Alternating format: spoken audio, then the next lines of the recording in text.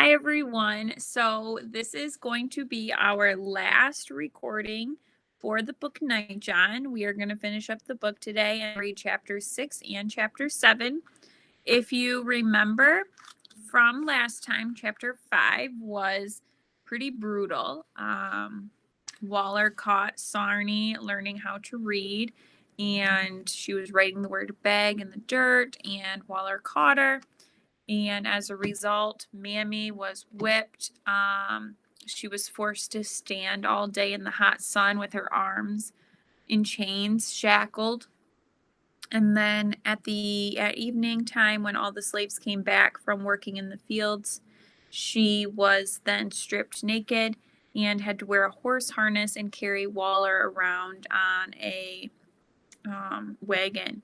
So that was pretty brutal. Nightjohn was watching all of this, and after a little bit of Mammy being whipped, he stepped forward and said it was me that was teaching Sarnie how to read, and then he had to be shackled up as well, and 2 of his toes were chopped off. So it was a lot of brutal actions in this chapter. All of the slaves were forced to watch this. Sarnie was very angry at all of this. This is the first time we really see her, I guess, mad at something. Because at the end of the chapter, she was talking about hell and that she hopes there is one, and Waller gets sent to it. So that is where it ended off. And with that, I will start reading chapter 6. John, he down for 3 nights. Mammy come up right away, but we grease and wrap John's feet in rags. Mammy boiled in the pot for cooking food, and he stayed on his back. For the first night he was quiet and didn't say nothing, just to lay and look at the ceiling night and day, except to use a can Mammy put there for him to use. Second night he called me over to where he lay. What? I asked. H. What? That's the next letter, H. It sounds like huh or heh. It's a funny letter because it doesn't make any difference how it stands. Goes up, goes down, doesn't matter, it's the same. He makes the letter in the dirt. H. Mammy, she was in the other end and she came walking down to us. The young ones be out playing. Everybody else in the field. I thought she would roar at him, maybe gut him. But she's smiling. Are you addled in the brain? She asked. He nodded on his side, laying like a broke dog. He smiled back. I don't get smarter, just older. You know what he'll do if he catches you teaching letters again? You ain't got so many more toes. 2 more nights. I'm gone. On those feet? On these feet. You'll bleed out. I knew you were going, but wait a week. How did you know I was going? You were always going. When you came here, they brought you in the collar. You were born to leave. John's smile grew wider. We should have met some other place. And other time. Mammy, she snorted. I make 2 of you. Old enough to be your mother. John laughed, rolling deep sound. Maybe so. That doesn't matter so much. Mammy, she went on, and he lay back. Look to me. Make the H. Make the sound, then the letter. When you get done, fetch me a piece of rawhide from the barn, so big. He held up his hands. I need to make some shoes. And in 2 nights, like he said, he was gone. He made the shoes out of rawhide and put rags around his toes, and on the night he was to leave, he made me to frotch him lard and pepper. For the dogs, he said. He rubbed the lard thick on the bottom of each shoe and wiped pepper in the lard and stood to leave. Throws their smell off to the side. Everybody asleep, even Mammy, except me. I'll be back, he said. Got some things to do, and I'll be back. But I knew he was lying, just being good, saying the good things to hear. He ain't coming back, I thought, and watched him leave, hobbling on his stiff shoes and sore feet covered with rags. Man gets out of here, I thought. Gets clear again. He won't never come be here again. Never coming back. Not unless the dogs catch him. Chapter 7. Wrong again. only not right away. He made it clean away. The next day, Waller, he took the dogs and 2 field hands and his horse and set off swearing and stinking. 2 days he be gone, and he come back and make a storm around the place. We all know John. He made it. He be gone. Mammy, she cried in a happy way, and I smiled some for a time, and hoped him well, though he left me hanging. I had only the same letters as on both hands. A, B, C, D, E, F, G, H, I, and J. I could write them and read them, and I took to making words in my head with them. Made hid and fib and jab and had and big, other words, but I didn't dare write them in the dirt. Waller'd catch me and he'd make a tobacco pouch out of my skin. So I did them in my head and I tried to see the words, see the letters. But summer went, and then we took in crops. Cotton and corn and killing pigs came. Into fall.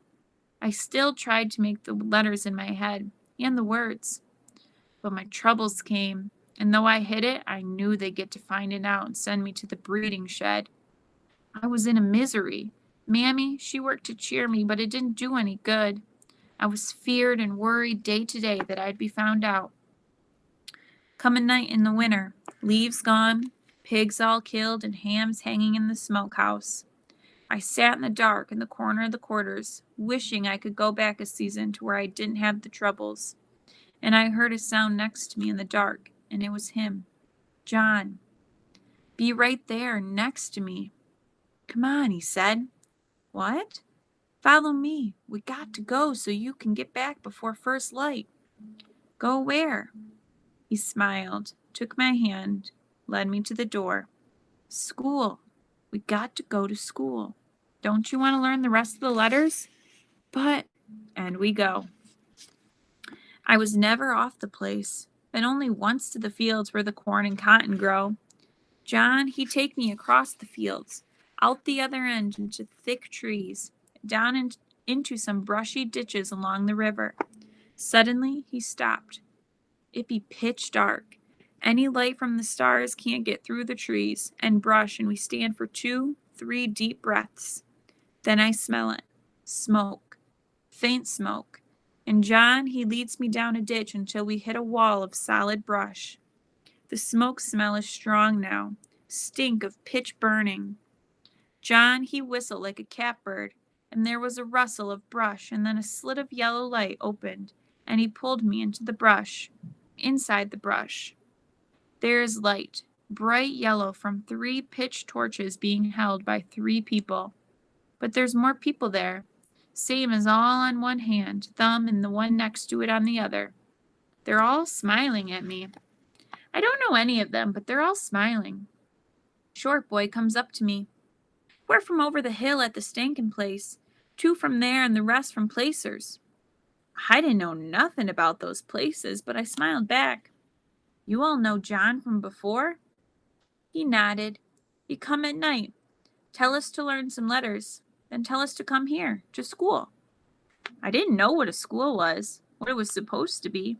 This was slats of brush dragged and pushed over a ditch, thicker and thicker and closed in on the ends. It'd be a pit school. John, he moved to the end and held one of the torches up.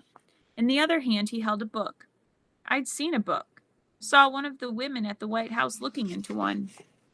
This is a catalog. John held the book up. It is full of things you can send for and own if you have money. They use it all the time. The Whites. You read it and it will tell you things. It has pictures and writing to talk about the pictures. Each of you come up and see it. Be quick now. We only have a couple of hours and I want to give you some letters. Sarnie, you know some of them. You help me. Everybody look at me. Only know this many, I said, holding up my hands. That's a good start. They don't know more than 1 or 2. So you help me until we get to how many you know. Then we can all work together. We look at the catalog and I can't believe it. Here in the school, pit school covered over so the light won't show out of the ditch from the torches, we look at the catalog. All the things we don't have. Dresses and shoes with buttons and little gloves and pretty hats and overalls. And I started crying, thinking of all the things, all the pretty things. And then I see it. Picture of a horse. Got a thing around his head for feeding him. Around his head and hanging over his nose. Bag.